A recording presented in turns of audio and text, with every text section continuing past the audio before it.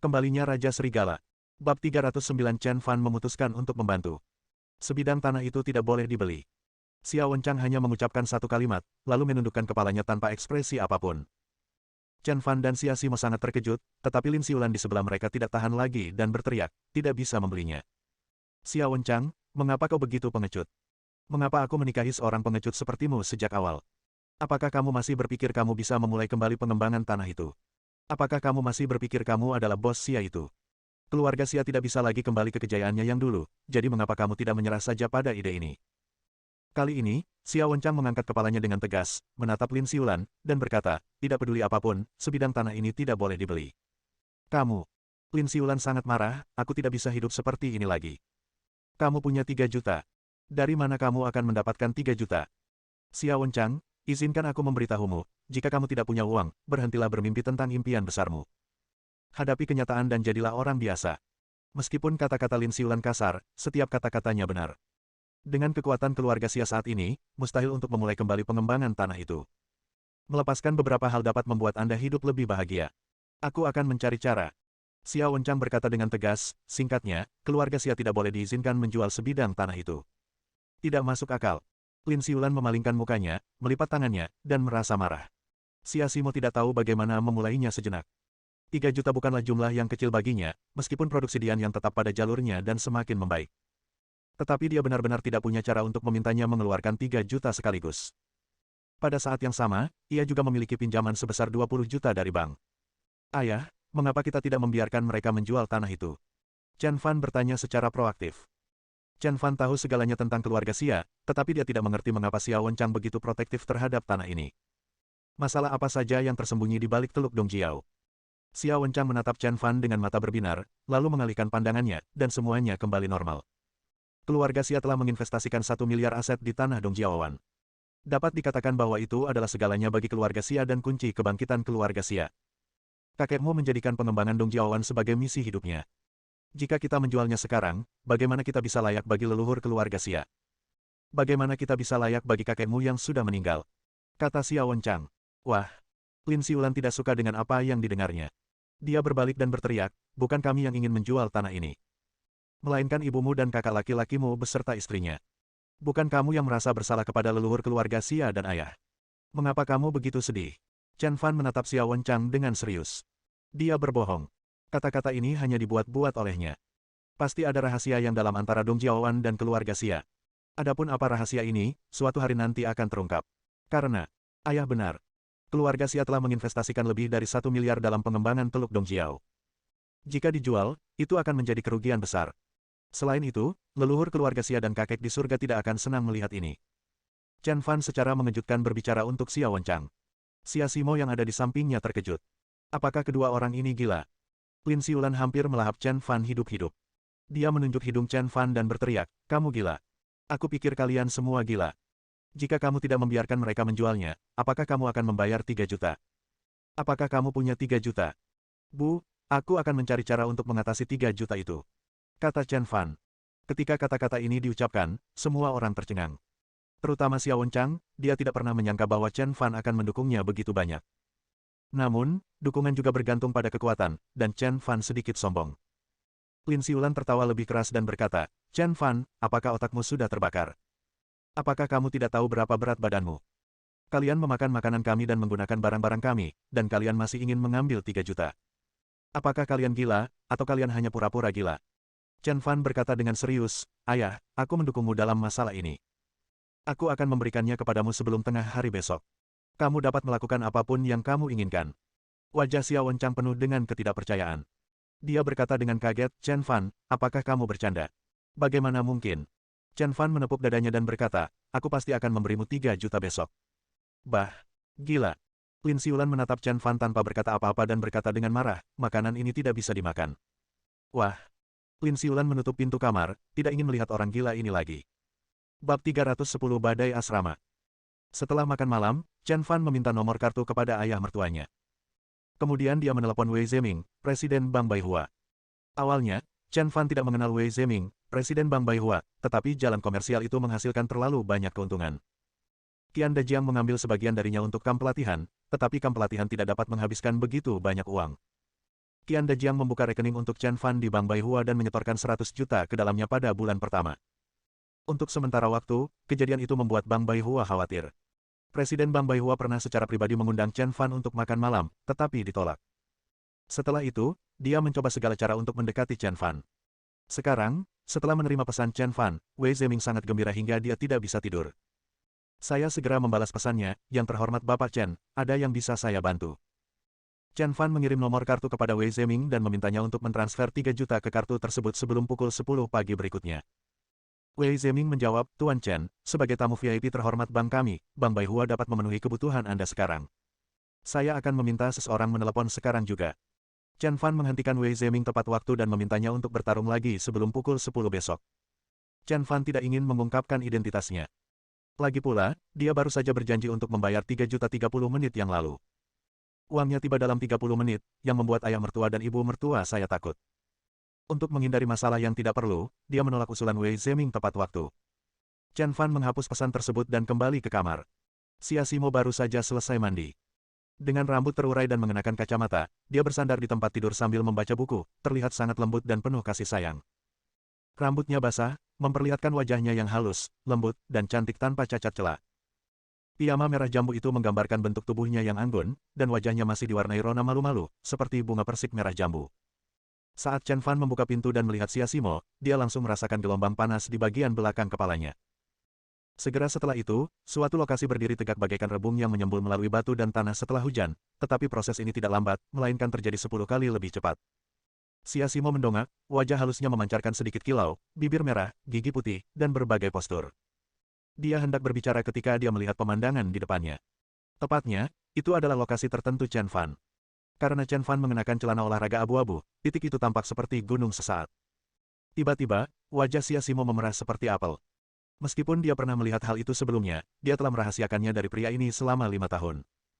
Sekarang setelah dia melihatnya lagi, dia tidak bisa menahan rasa malu. Gugup, takut, gembira, gelisah, dan malu. Jantungnya berdebar-debar, pikirannya yang kacau tidak jelas. Melangkah. Chen Fan perlahan mendekati Xia Simo. 2 langkah, 3 langkah. Jantung Xia Simo berdetak kencang dan buku di tangannya terjatuh ke tanah tanpa disadari. Chen Fan semakin dekat, dan dia sudah bisa mencium aroma orang itu. Baunya membuatnya merasa nyaman dan lega, dan rasa aman yang belum pernah ada sebelumnya muncul. Sudah 5 tahun, kami semua sudah dewasa, dan kami tidak ingin berbohong kepada siapapun. Chen Fan meletakkan tangannya di kepala tempat tidur, menekan Xia Simo seperti seorang presiden yang mendominasi. Wajah Xia Simo semerah lukisan, payudaranya naik turun, dan belahan dada putih bersih terlihat samar-samar di antara kedua payudaranya yang kecil dan sempurna. Napas Chen Fan berhembus bebas di wajah dan sekitar telinganya. Mati rasa dan segar. Kaki Xia Simo menegang dan napasnya menjadi cepat. Pada saat yang sama, suara yang indah dipancarkan. Chen Fan perlahan bergerak turun dan mencium bibir merah Xia Simo. Tubuh Xia Simo gemetar hebat, dan napasnya melalui lubang hidungnya menjadi semakin berat. 10 detik. 30 detik. 1 menit. 3 menit. Chen Fan sudah naik ke tempat tidur, dan mereka berdua meringkuk bersama. Napas Xia Simo menjadi semakin cepat, dan tangannya memegang erat leher Chen Fan. Tangan Chen Fan diletakkan di atas kaki ramping Xia Simo, dari bawah ke atas, seolah ditarik oleh hantu. Naikkan sedikit. Makin tinggi dan tinggi. Akhirnya, hanya tinggal 1 langkah lagi dari posisi itu. Chen Fan mengejar kemenangan. Ledakan. Xia Simo merasa seperti tersambar petir, dan seluruh tubuhnya bergetar hebat. Chen Fan menjaga gerakannya tidak berubah. Mata Xia Simo kabur. Dia merasakan kebebasan dan pembebasan yang belum pernah terjadi sebelumnya, semacam kegembiraan yang telah lama dia dambakan. Tubuhnya berputar liar seolah-olah dia terjebak dalam kubangan lumpur. Ceritanya akan segera terjadi. Mars akan menabrak bumi. Xia Simo mendorong Chen Fan dengan susah payah, bernapas dengan berat, lalu memeluk Chen Fan dalam pelukannya dan berkata dengan lembut, pergilah mandi, aku akan menunggumu. Bab 311 bagaimana itu bisa ada di sana. Chen Fan bersiul keras, dan suara peluit itu dipenuhi dengan bau hormon. Cuci rambut Anda, sikat gigi Anda, gunakan sabun mandi, dan air hangat pun mengalir turun. Tak lama kemudian, Chen Fan keluar dari kamar mandi sambil berbalut handuk mandi dan menuju meja rias untuk membersihkan janggutnya yang tumbuh janggut tipis. Melihat diriku sendiri dengan seksama, dalam 5 tahun terakhir, kecuali wajah ini, yang relatif sempurna, bagian tubuh lainnya. Dia menarik handuk ke dadanya. Xia Simo menatap punggung Chen Fan dan napasnya menjadi cepat. Selama 5 tahun dia membenci laki-laki ini, kebencian yang amat dalam. Dia membenci pria itu karena mempermainkan perasaannya. Kurang dari setahun setelah mereka menikah, saat dia sedang hamil dan sangat menginginkan seseorang untuk merawatnya, pria itu pergi tanpa pamit dan menghilang selama 5 tahun. Selama 5 tahun ini, keluarga mereka hidup dalam kemiskinan dan menjadi sasaran ejekan. Lambat laun, pandangannya terhadap lelaki ini berubah. Bahkan, lelaki itu tidak memiliki daya tarik pribadi. Ia seperti orang biasa saja. Ia telah salah menilai lelaki itu. Dia pun bertekad akan menuntaskan jalan yang telah dipilihnya meski harus menggertakkan giginya. Dan suatu hari dia tiba-tiba muncul di hadapannya, memeluk Xiao Xiao, dan menjatuhkan orang yang hendak menindasnya. Pada saat itu, dia tiba-tiba merasa bahwa pria itu telah kembali. Rasa aman dari lubuk hatiku perlahan muncul. Saat dia melihat pria itu untuk pertama kalinya, dia seolah melupakan semua sakit punggungnya di masa lalu. Tidak ada yang salah dengan pilihannya. Kemudian, dia mengetahui bahwa pria itu telah melakukan hal-hal yang berarti selama 5 tahun dia pergi, jadi dia tidak lagi memiliki kebencian terhadapnya. Sebaliknya, dia merasa bangga, terhormat, dan bahagia. Dia bangga karena suaminya adalah Raja Serigala dari Aula Raja Serigala, pasukan terkuat di Tiongkok. Dia merasa terhormat karena pria yang begitu sukses hingga mengancam tuannya itu tidak melupakannya setelah dia menjadi terkenal, dan masih mencintainya seperti biasa. Dia senang karena saat pria ini datang ke dalam hidupnya, dia dan putrinya tidak merasakan tekanan apapun, dia masih bayi Chen Fan, dan Xiao Xiao masih jaket kecilnya yang berlapis kapas. Cinta tidak pernah berkurang, melainkan bertambah. Saat ia sedang berhayal, pria itu sudah naik ke tempat tidurnya, dan tangannya yang berat namun sangat kuat memegangi kepalanya. Sangat nyaman dan aman. Chen Fan membungkuk dan menekan Xia Simo ke bawah. Meskipun piyama lembut memiliki beberapa sifat penghalang, namun hal itu tidak mempengaruhi kelembutannya. Sesaat ketika ditekan oleh Chen Fan, Xia Simo bersenandung. Simo, aku minta maaf karena membuatmu menderita selama 5 tahun terakhir. Chen Fan menatap Xia Simo, matanya berbinar, bulu matanya lentik, dan wajahnya kemerahan, semuanya begitu cantik. Xia Simo juga menatap Chen Fan. Wajahnya setajam pisau, dengan sedikit ketajaman seorang raja. Hidungnya agak besar, tetapi itu sama sekali tidak memengaruhi penampilannya. Aku telah menunggumu selama 5 tahun. Setelah Xia Simo selesai berbicara, wajahnya memerah karena malu dan dia menyipitkan matanya. Aku tahu aku merasa bersalah selama 5 tahun terakhir. Aku akan menyayangimu, Xiao Xiao, dan orang tuaku. Chen Fan berjanji. Sementara itu, Xia Simo melingkarkan lengannya di leher Chen Fan, berhadapan langsung dan telinga bersentuhan langsung. Dia berkata dengan lembut, itu tanggung jawabmu, tapi bukan itu yang kumaksud. Setelah berkata demikian, Chen Fan merasakan kancing piyamanya terlepas. 5 tahun, dia menunggu selama 5 tahun, dan dia menunggu pria ini selama 5 tahun. Dia bukan gadis perawan dan resistan terhadap beberapa hal. Dia adalah seorang wanita yang bahagia. Penantian 5 tahun ini adalah tentang penantian akan pria ini. Dia mencintai Chen Fan, jadi dia tidak akan merasa terkekang di depannya. Seorang wanita pendiam akan sangat ketat pada dirinya sendiri di luar, tapi di rumah, di hadapan kekasihnya, dia tidak akan pernah terkendali sedikitpun. Ini seperti mengencangkan sekrup. Hanya usaha dua arah yang dapat membuatnya masuk lebih dalam. Chen Fan tanpa sadar mengangkat tangannya, dan piyama putihnya robek ke tanah. Kemudian, satu set piyama merah muda lainnya dibuang. Suhu di dalam selimut tiba-tiba naik. Wajah Xia Simo makin lama makin merona. Mereka berdua berpelukan erat, tanpa ada yang menahan. Bisa. Ketika tangan Xia Simo terulur, ekspresinya membeku. Dia menatap Tuan Chen dengan tak percaya dan bertanya, mengapa begitu? Besar. Bab 312, Kejutan Pagi. Chen Fan tahu bahwa Xia Simo sedang berbicara tentang bekas luka di punggungnya. Tahun itu, mereka disergap di Xijing. Seorang pembunuh yang memegang pedang hendak menyerang tuannya. Pada saat kritis, Chen Fan menangkis pisau itu dengan punggungnya.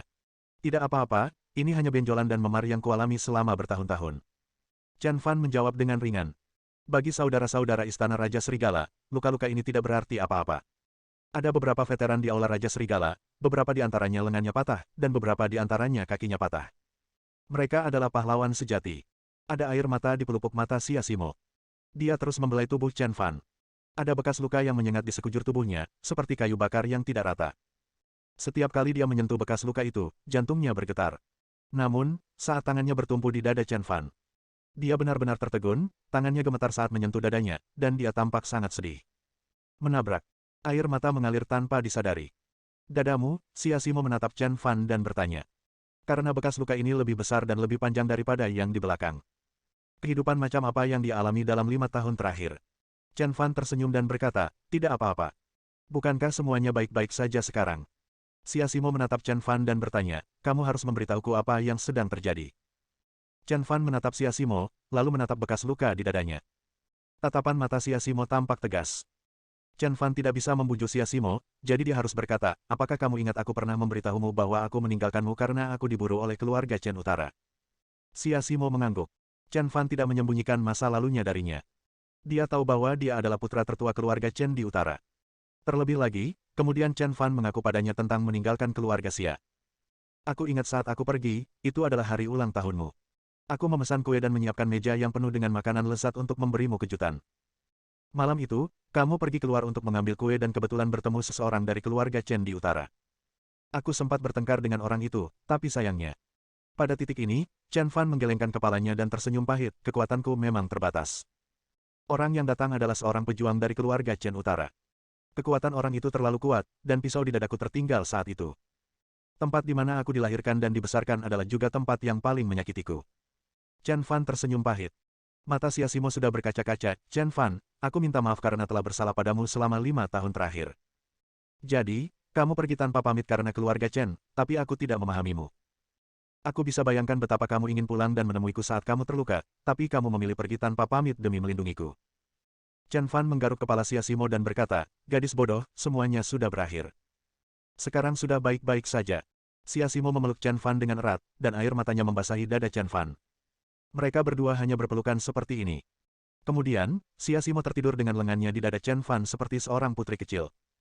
Chen Fan tidak mengganggu Siasimo. Mengenai hal semacam itu yang terjadi, ia telah membicarakannya dengan bayi kecilnya dan menyuruhnya untuk berperilaku baik dan tidur dengan nyenyak. Untungnya, bayi kecil itu cukup patuh. Saat Anda menyuruhnya tidur, ia langsung tertidur. Chen Fan membelai rambut Siasimo dengan lembut. Meskipun wajah mungilnya yang lembut itu sedikit berlinang air mata, namun wajahnya tetap merah dan menawan. Entah mengapa, selalu ada perasaan deja vu antara dirinya dan Siasimo. Chen Fan berusaha keras mengingat apakah dia pernah melihat Siasimo di suatu tempat, tetapi dia tidak dapat mengingatnya.